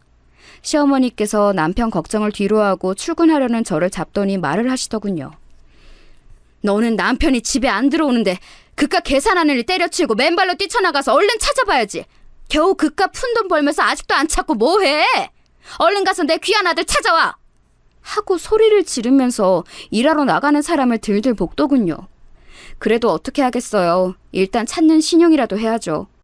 그렇게 다시 일주일이 흘러 남편이 집에 안 들어온 지 2주가 흐를 때쯤 퇴근하고 집에 왔는데 인기척이 느껴지는 게 아니겠어요? 분명 시어머니는 안 계시고 아이들은 학원에 있을 시간인데 말이에요. 저는 혹시나 하는 마음에 신발장 옆에 세워둔 아들의 야구 방망이를 들고 살금살금 집 안으로 들어갔어요. 인기척이 느껴지는 주방으로 향하자 거짓골에 웬 남자가 냉장고 문을 활짝 열고 반찬이며 음식들을 정신없이 입안에 우겨넣고 있더군요. 저는 그 뒤에서 머리를 향해 야구 방망이를 내려치려고 하는데 돌아본 남자의 얼굴에 얼른 멈췄습니다. 여러분도 대충 누군지 아시겠죠? 정신없이 자기 입에 음식을 밀어넣는 남자는 다름 아닌 남편이었습니다. 당신 뭐야? 그동안 어디서 뭘 하고 다녔던 거야? 뭘 했는데 이제 들어와서 냉장고를 뒤지고 있어? 하고 날카롭게 소리를 치자 남편이 반찬 양념이 가득 묻어 번들거리는 주둥이에 손가락을 대고 조용히 하라는 듯이 쉬쉬거리더군요. 저는 그런 남편의 모습에 속에서 끓어오르는 화를 내리누르며 남편을 지나쳐 정수기에서 찬물을 한 잔 마시고 남편의 그런 한심한 모습을 더 볼 자신이 없어 화장실로 들어가 버렸습니다. 후에 밥을 다 먹은 남편이 말하기를 물건을 싼값에 팔고 트럭을 빌려주는 업체에서 그러지 말고 자신들과 동업을 하자고 했다더군요. 사장님, 우리 다 먹고 살려고 하는 거 아닙니까? 저희랑 동업하시는 건 어떠세요? 이런 일도 저희에 소속되어서 하시면 훨씬 편해요. 사장님이요? 그렇죠. 아무리 제가 사장이어도 이런 건 또 어딘가에 소속이 되어 있으면 좋죠. 아우, 잘 생각하셨어요. 이런 일은 흩어지면 힘들거든요. 저희랑 동업하시는 거니까 저희가 물건값은 조금만 받을게요. 대신 물건을 판 이익의 30%를 저희한테 주시는 건 어떠세요? 저희가 다른 분들한테는 40% 받는데 사장님은 인상도 좋으시고 목소리도 크신 게 잘하실 것 같으니까 저희가 눈 딱 감고 30%만 받을게요. 대신 많이 팔아주셔야 합니다. 제가 또 한 목소리 하죠. 그럼 제가 물건 많이 팔아올 테니까 30%로 맞춰주시는 겁니다. 그럼요, 사장님. 근데 저희가 혹시 몰라서 계약금 명목으로 물건값의 50%를 먼저 주실 수 있을까요? 사장님께서 물건 많이 팔아오시면 그 가격만큼 빼서 저희가 다시 돌려드리겠습니다. 사장님 트럭은 없으신 것 같던데 저희가 트럭까지 빌려드릴게요. 트럭값이라고 생각하시고 어떠세요? 좋죠? 나쁘지 않은 제안이라고 생각한 남편이 그러자고 했고 그들은 남편에게 물건과 트럭을 넘겨줬다고 합니다. 남편은 계약서도 제대로 읽어보지 않고 사인을 했고 계약금이라는 명목으로 물건값의 50%를 먼저 줬고요. 심지어 그곳에는 남편과 비슷한 사람들이 몇 있었는데 업체 사람들이 겹칠 수 있으니 마을을 지정해주겠다. 그래서 마을까지 지정받았다고 하더군요. 남편은 그 사람들이 빌려준 트럭에 그 물건들을 싣고 시골 마을을 가긴 갔다고 하더군요. 마을 어귀에 등장한 남편의 차를 보고 사람들이 모여들어서 남편은 생각보다 더 많은 돈을 벌 수 있을 거라고 생각하던 차에 사람들의 표정이 모두 화가 나 있었다고 하더군요. 시골 사람들이 남편의 트럭이 멈추자마자 트럭에 작은 돌도 던지고 침도 뱉고 하면서 사기꾼이라고 욕을 했다고 하더군요. 결국 남편은 돌고 돌아 다른 마을에도 가봤지만 상황은 비슷했고 결국 물건을 하나도 못 팔고 물건을 사고 트럭을 빌려줬던 업체로 돌아갔다고 해요. 거기서 왜 이렇게 빨리 돌아왔느냐는 물음에 남편은 이 일이 자신과 맞지 않다는 생각이 들었고 그 사람들에게 이 일은 자신과 맞지 않으니 그만두겠다.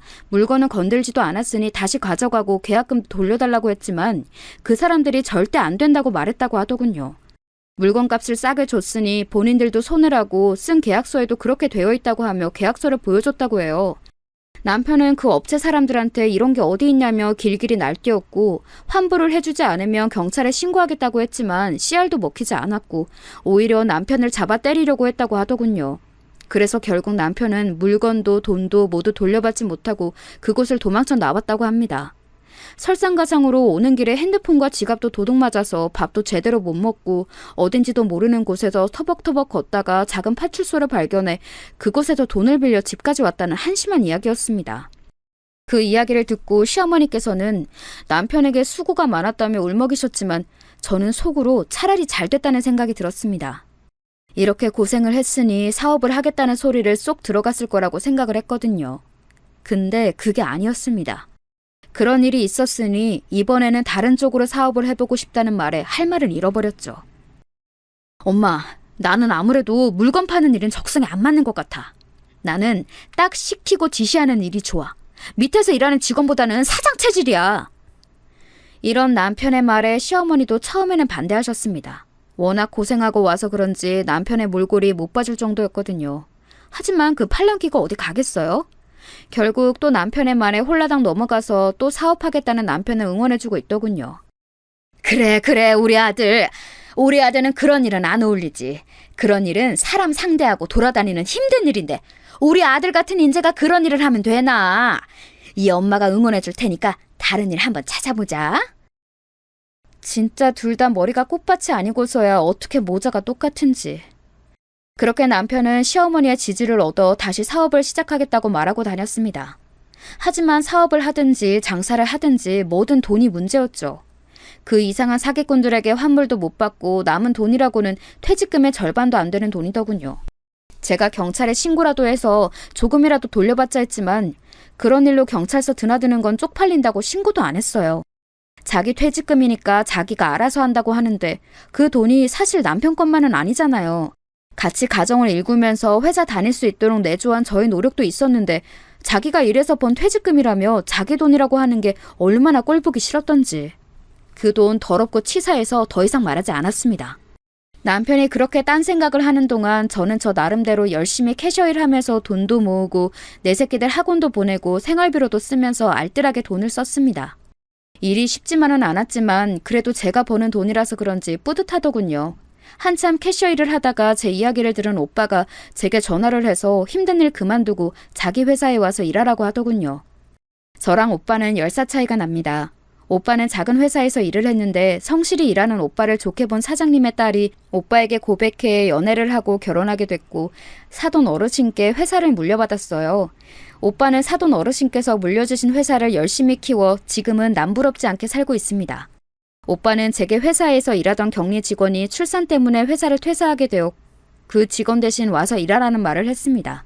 거절할까 했지만 오빠가 동생 챙겨주는 거니까 거절하지 말라는 새언니의 말에 출근하기로 했죠.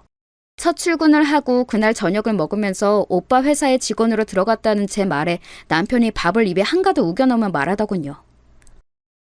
형님이 오라 그랬다고? 그럼 돈 많이 달라고 해. 돈 많이 필요하다고 말이야. 돼지처럼 입안 가득히 음식물을 밀어넣고 밥풀을 튀기며 말하는 남편의 모습이 얼마나 추잡스러웠는지 딸이 짜증을 내며 방으로 들어가 버리더군요. 남편은 그러든지 말든지 자기 입에 밥이며 반찬이며 밀어넣기 바빴고요.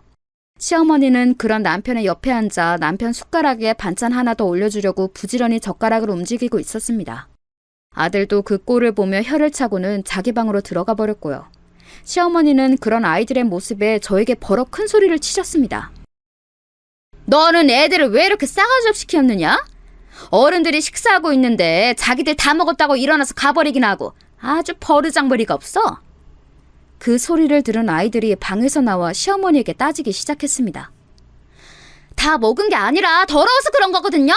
할머니는 왜 엄마한테만 뭐라고 그래요? 맞아. 엄마한테 뭐라고 하지 마세요. 우리 엄마가 할머니 하녀는 아니잖아요? 뭐야? 저 고얀 것들이. 이것들 당장 이리 와. 아주 머리끄덩이를 그냥. 아이들의 말을 들은 시어머니는 당장이라도 아이들에게 달려들 것처럼 자리에서 일어나 다가갔습니다. 저는 아이들에게 가는 시어머니의 허리를 끌어안아 붙잡으며 말했습니다. 너 당장 이거 안 나? 내 당장 저 버르장머리 없는 것들 아주 혼을 낼 거야. 어머니야말로 그만하세요. 아이들 말 틀린 거 하나 없어요. 언제까지 제가 참아드릴 수는 없어요. 아이들 건들기만 하세요. 하면서 시어머니를 소파로 밀어버렸습니다. 그러자 시어머니는 소파 위로 넘어졌고 곧바로 우는 신용을 하면서 소리를 지르더군요. 아이고 동네 사람들, 여기 며느리랑 손주들이 할머니를 구박한다, 구박해 하시면서 얼마나 크게 소리를 치는지. 그 와중에 남편은 아직도 자기 입에 밥이며 반찬이며 밀어넣기 바쁘더군요. 그 상황이 너무 열받고 짜증이 나서 아이들을 데리고 집을 나와버렸습니다. 정작 집은 나왔지만 갈 곳이 없었습니다. 아이들 앞에서 갈 곳이 없다는 것도 부끄러웠지만 아이들을 데리고 함부로 모텔에 들어가기도 싫어서 염치불구하고 오빠의 집에 찾아갔습니다.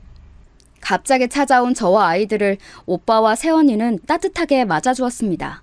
저는 그런 오빠와 새언니의 배려에 감사해하며 아이들을 서둘러 재우고 오빠에게 그동안 있었던 일들을 모두 말했죠. 매제 그렇게 안 봤는데... 참. 그래, 그럼 이렇게 하자. 내일 회사로 매제 오라고 해. 지금 구상하고 있는 사업 들어보고 좋으면 투자해준다고. 오빠! 여태까지 내가 해준 말 한 귀로도 끌린 거야? 뭘 믿고 남편한테 투자를 해줘? 그냥 해준다는 거 아니야. 바지 사장이라고 생각하라 해. 일단 매제 이야기도 들어보고 매제 사업 아이디어가 이상하면 내가 생각하고 있는 걸 하면 될 거야. 안 그래도 내가 사업을 하나 생각하고 있었는데 너도 알다시피 지금 오빠 하는 일이 너무 바빠서 다른 걸 할 엄두가 나질 않더라고. 그걸 매제한테 한번 해보라고 하자. 아무리 그래도 남편한테 맡기면 무조건 망한다니까? 안 그래도 지금 이렇게 오빠한테 신세 한탄하는 것도 창피한데 아이들 데리고 내가 갈 곳이 없어서 이렇게 염치불구하고 온 거야. 안 그래도 오빠한테 미안한데 여기서 더 그럴 수는 없어. 누가 그냥 맡긴다고 그랬어? 일단 바지 사장으로 앉혀놓고 최소한의 월급만 주고 일 시킬 거야. 그러다가 돈 모으고 내가 투자한 만큼 돈이 나오면 나한테 돈 주고 사가라고 할 거니까 한번 말이라도 해봐. 매제가 백수로 지내는 것보다는 일하는 게 너도 편할 거 아니야. 그렇긴 하지만 너무 그 인간한테만 좋은 것 같잖아. 오빠한테는 아무런 이익도 없는데. 영희야, 우리는 가족이잖아. 오빠가 동생 좀 챙겨줄 수 있는 거지. 새언니 때문이라면 괜찮아. 너희 새언니도 찬성한 일이야. 오빠의 말에 새언니도 고개를 끄덕이며 안 그래도 일손이 부족했는데 차라리 잘 됐다고 저를 달래주시더군요. 결국 저는 오빠와 언니의 설득에 넘어가 오빠의 말대로 다음날 남편에게 전화했고 남편은 좋다고 제 전화를 받고 한 걸음에 회사로 오더군요. 오빠는 저를 불러 사장실에 남편과 저를 나란히 앉히고는 말했습니다. 매제, 영희한테 이야기는 들었어. 그런 일은 사기꾼들이 많으니까 하지 말고 내가 생각하고 있는 사업이 있는데 바지 사장으로 한번 일해보겠어? 그럼요, 형님. 시켜만 주신다면 제가 열심히 해보겠습니다. 그래, 대신 투자도 내가 하고 아이디어도 내가 냈으니까 자네한테는 최소한의 월급만 지급할 거야. 대신 그 돈 열심히 모아서 초기 투자 비용만 나한테 넘기면 완전히 독립시켜줄게. 어때? 이 조건으로 할 수 있겠어? 남편은 오빠의 말에 잠시 머뭇거렸지만 투자도 해주고 좋은 아이디어도 주겠다는 조건을 거부할 수는 없었는지 알겠다고 하더군요. 오빠는 바로 그 자리에서 변호사와 세무사를 불러 남편과 조율을 했습니다.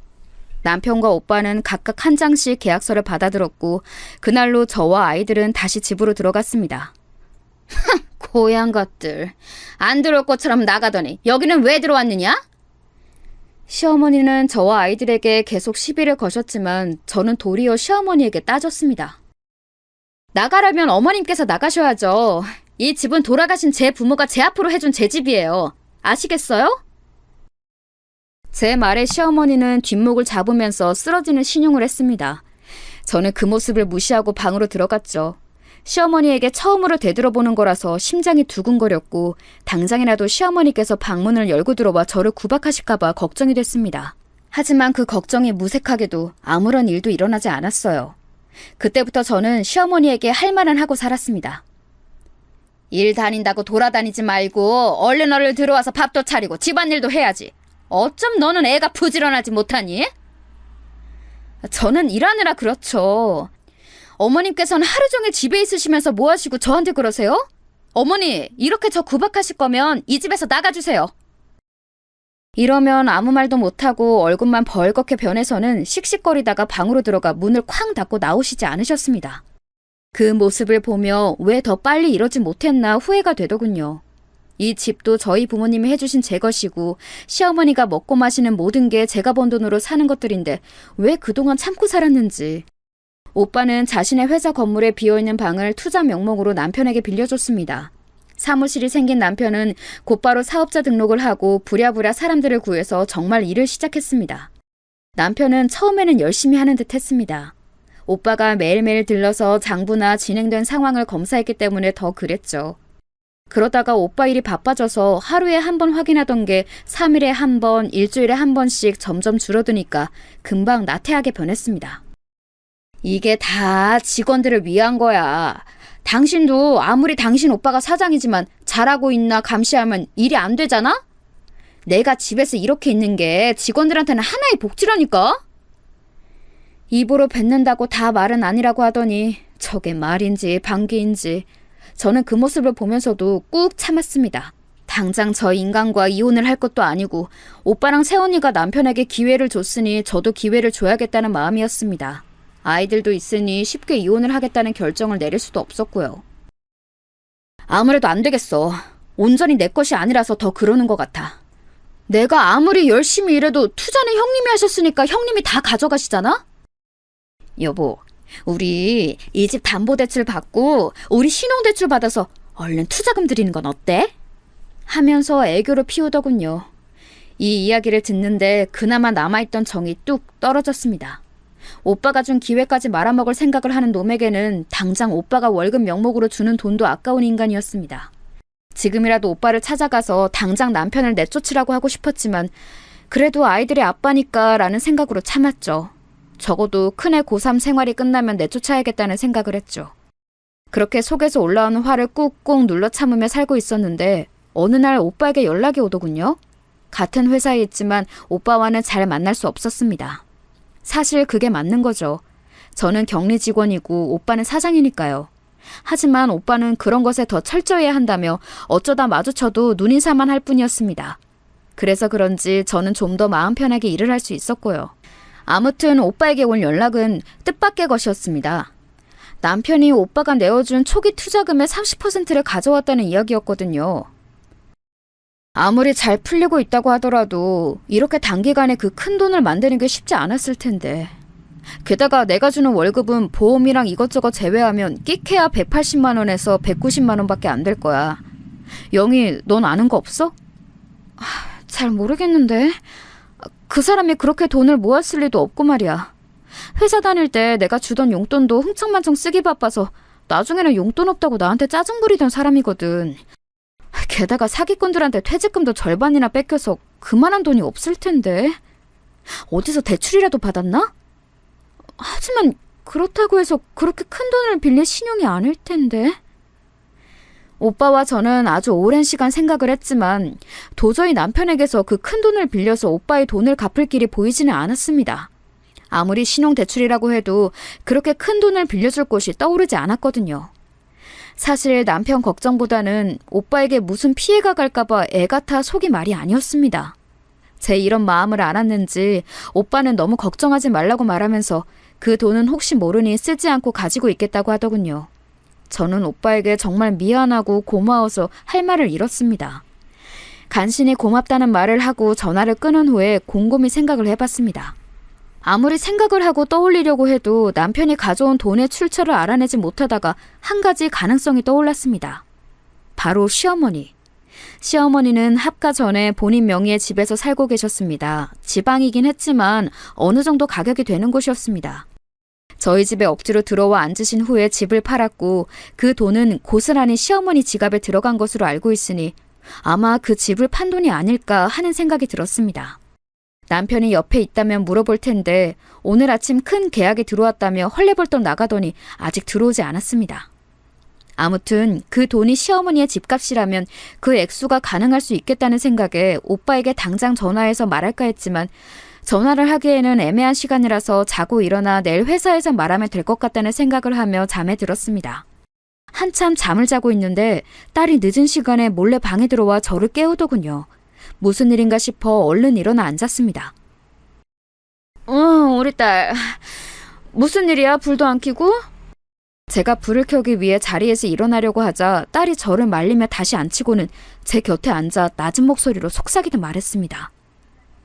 엄마, 내가 오늘 몸이 안 좋아서 학교 조퇴하고 돌아와서 방에 누워있었는데 누가 안방을 뒤지는 거야. 도둑인가 싶어서 몰래 가서 봤는데 할머니가 엄마 화장 때문에 옷장이며 뒤지면서 뭘 찾더라고. 찾아? 뭘 찾아? 딸은 제 말에 자기도 잘 모르겠다고 그냥 계속 방을 뒤지면서 할머니가 엄마 욕을 그렇게 했다고 하더군요. 저는 우선 알겠다고 말하며 딸을 방으로 보내려고 했고 딸은 잠시 고민하다가 제 두 손을 꼭 잡아 말해주더군요. 엄마, 나는 엄마가 아빠랑 이혼한다고 하면 무조건 엄마 편이야. 그건 동생도 마찬가지일 거야. 그러니까 우리 생각 때문에 이혼을 못하는 거면. 아이고 예쁜 우리 딸. 엄마가 다 알아서 할게. 너무 걱정하지 마. 알았지? 저는 딸아이를 다독이며 방으로 보냈습니다. 그리고 방 불을 켜고 의자에 앉아 곰곰이 생각했습니다. 시어머니가 제 욕을 하면서까지 방에서 뭘 찾았을까 하고 말이에요.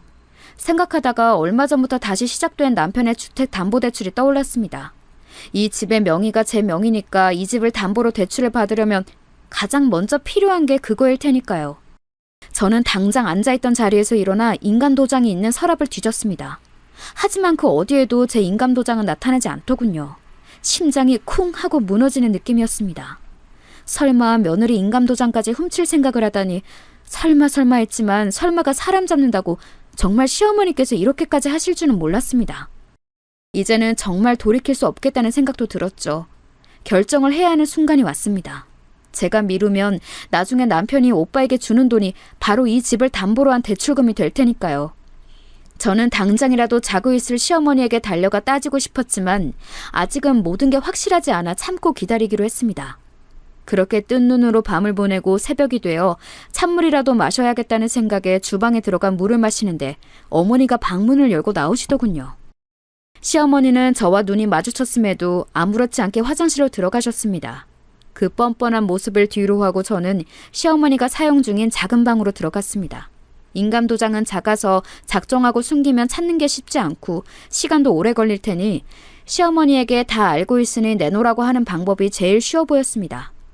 당장이라도 집을 뒤집어 엎고 싶었지만 그런 마음을 애써 누르며 시어머니의 방을 나와 제 방으로 돌아갔습니다. 오빠와 상의를 해봐야겠다는 생각에 오빠에게 출근하고 잠깐 보자는 문자를 남겼습니다. 출근 후 오빠와 이야기했습니다. 오빠는 제 말에 고개를 끄덕이고는 일단 알아보라고 말을 했습니다. 그러고는 조심스럽게 제게 물어보더군요. 매사랑은 어떻게 할 거니? 이혼해야지. 이혼.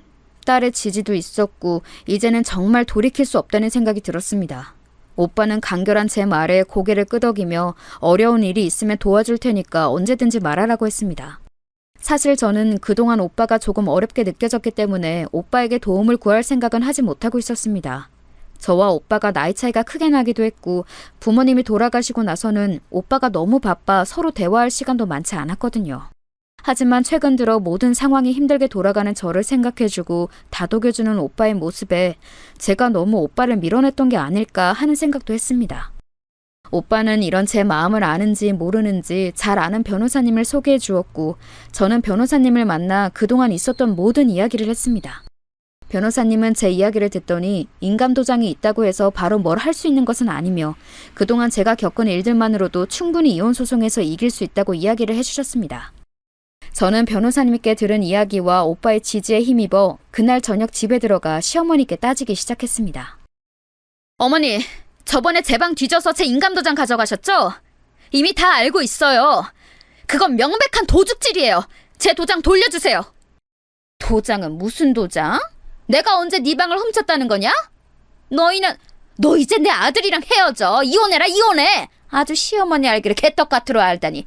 나는 너 같은 며느리 필요 없다. 썩 꺼져. 꺼지는 건 제가 아니고 어머니시죠. 이미 다 알고 왔어요. 어머니께서 제 인감도장 훔쳤잖아요. 어서 돌려주세요. 이렇게 옥신각신하며 말싸움을 하고 있는데 현관문이 열리더니 남편이 등장해서 고래고래 소리를 지르는 게 아니겠어요? 엄마, 나 성공했어. 나도 이제 성공한 사장님이라고. 아침에 말했던 큰 계약 있지? 그거 나랑 하겠다고 방금 연락 왔어. 나도 이제 독립이 가능하다고. 대뜸 들어오자마자 사장이 됐다는 남편의 말에 시어머니가 반색하며 얼른 남편 뒤로 숨더군요. 저는 그런 시어머니를 잡기 위해 손을 뻗었지만 남편이 턱하니 붙잡는 게 아니겠어요? 저는 얼른 노선을 바꿔서 남편에게 따지기 시작했습니다. 사장 같은 소리 하네. 당신 내 인감도장 어쨌어? 어디 뒀냐고? 인감도장? 나는 그거 모르는 일이야. 정말로 모르는 듯이 어리둥절한 남편 뒤로 시어머니가 째려보며 남편에게 말을 했습니다. 됐고, 너 저거랑 헤어져라. 저거 완전 아주 나쁜 년이야. 시어머니를 아주 우습게 본다니까? 헤어지든 말든 그건 저희 부부가 알아서 할 거고요. 저런 거머리 같은 아들 반품할 테니까 어머니는 얼른 제 인감도장이나 내놔요. 아니, 이제는 어머니도 아니네요. 저기요, 그거 당신이 가지고 있어봤자 어차피 쓰지도 못하거든요. 이거 명백한 도둑질이에요. 경찰에 신고 한번 해볼까요? 시어머니는 내 말에 코웃음을 치며 도장 같은 건 본 적도 없다고 거짓말을 하더군요. 저는 그 모습에 화가 나서 남편을 밀치고 시어머니에게 달려들었고 시어머니의 바지 주머니에서 제 인감도장을 찾을 수 있었습니다. 제게 인감도장을 뺏긴 시어머니는 남편에게 찰싹 달라붙어 말씀하시더군요. 너 이제 저거랑 진짜 헤어져라. 아주 천연히 나를 물러보고 너도 물러보는구나. 우리 아들이 얼마나 대단한 사장님인데. 네, 잘나신 아드님이랑 헤어져 줄게요. 우리 이혼하자, 이혼해. 아, 근데 그거 아셔요? 당신 잘나신 아들 사실은 월급 180 받으면서 우리 오빠 밑에서 일하는 바지 사장인 거. 제 말에 순식간에 집안이 조용해졌습니다. 씩씩거리는 저 빼고는 시어머니도 남편도 조용해지더군요. 시어머니는 어리둥절한 표정으로 남편과 저를 번갈아 봤고 남편은 당황해하며 저를 말렸습니다. 하지만 저는 그런 두 사람을 밀어내 억지로 집에서 쫓아냈고 현관문을 잠갔습니다. 그러자 남편은 현관문을 두드렸죠.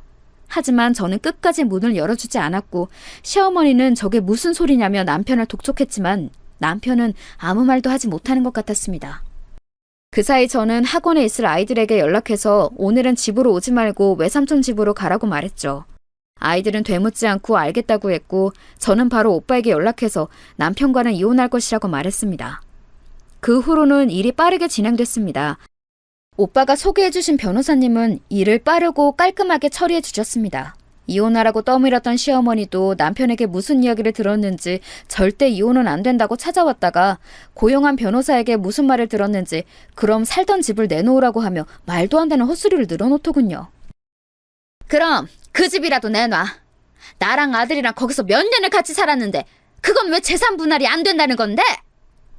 저기요, 몇 번을 말해요? 이건 당신 아들이랑 혼인신고하기 전에 내 부모님이 딸한테 생전에 남기신 유산이니까 안 되는 거라고. 저 나쁜 년, 독한 년. 네가 나를 아주 물러보는구나. 너 이리 와봐. 내가 오늘 너 죽이고 나도 따라 죽으련다. 이러면서 달려드는 게 아니겠어요? 다행히 옆에 있던 변호사들이 말려서 큰 싸움으로 번지지는 않았지만 저는 시어머니에게 머리카락이 뜯겼습니다. 상대편 변호사는 머리가 아프다는 듯이 눈을 꽉 감아버리더군요. 저는 변호사님에게 곧바로 말했습니다. 변호사님, 이건 상해죄로 고소할 수 있죠? 고소해주세요. 뭐야? 고소? 상해죄? 그래요. 내가 며느리일 때는 시어머니니까 참아준 거지. 우리는 지금 남이잖아요? 당신, 이제 내가 합의 안 해주면 정가 남는 거야. 알겠어? 근데 난 뭘 들이밀든 합의는 절대 안 해줄 거야. 인생은 실전이거든, 이 노망날 할망구야! 결국 남편은 어떤 재산도 가져가지 못했습니다. 같이 모은 재산도 없는 상태에서 본인 퇴직금까지 써서 사기당하기 바빴으니 가져갈 만한 것도 없었죠. 그나마 재산이라고 나온 게 제가 최근에 일을 시작하면서 들었던 적금이 다였고 그것도 저의 가사노동과 제가 일해서 번 돈만 들어갔다는 게 인정이 되어서 제가 다 가져가게 되었습니다. 그렇게 재판이 끝나나 했는데 이번에는 아이들의 양육권과 친권이 문제였습니다. 아이들 관련해서는 한마디도 안 하던 주제에 남편은 아이들의 양육권과 친권을 걸고 넘어졌습니다. 무슨 생각으로 그런 건지는 모르겠지만 딸과 아들의 양육권과 친권을 모두 자기에게 넘기라고 주장해서 시끄럽게 굴었지만 딸과 아이들이 절대 아빠에게는 가지 않겠다고 말을 했고 무사히 두 아이에 대한 친권과 양육권 모두 제가 가져올 수 있게 되었습니다. 그렇게 이혼을 진행하면서도 오빠는 남편에게 계속 일할 수 있도록 기회를 줬다고 합니다. 양육권도 친권 모두 제가 가져오게 될 테니 이렇게라도 벌어서 저에게 양육비를 주라는 목적으로 말이죠. 하지만 남편은 그런 오빠의 호의를 무시하고 회사에 출근하지 않았다고 합니다.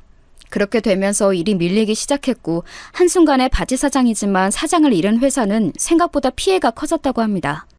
결국 오빠는 그 일로 남편을 고소하게 되었고 남편은 저와는 이혼 소송을 오빠와는 법적 분쟁을 하게 됐습니다. 저는 오빠 부부에게 미안해져서 안절부절 못했지만 저의 마음을 알았는지 오빠 부부는 걱정하지 말라고 제가 나쁜 게 아니라 남편이 나쁜 거라고 위로까지 해주었습니다. 이혼 소송은 결국 이혼 판결이 났고 아이들도 모두 제가 데려오게 되었습니다. 이혼 판결이 난 그날 남편은 저를 붙잡고 한 번만 더 기회를 주면 절대 시어머니가 저를 괴롭히지 못하게 하겠다며 울더군요. 여보, 내가 잘못했어.